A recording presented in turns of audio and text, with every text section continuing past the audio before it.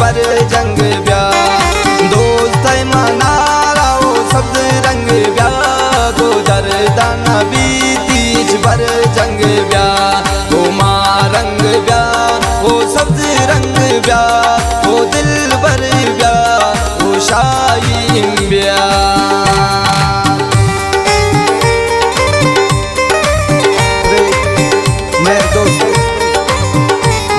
शायरी खातिर फरमाइश संगत ने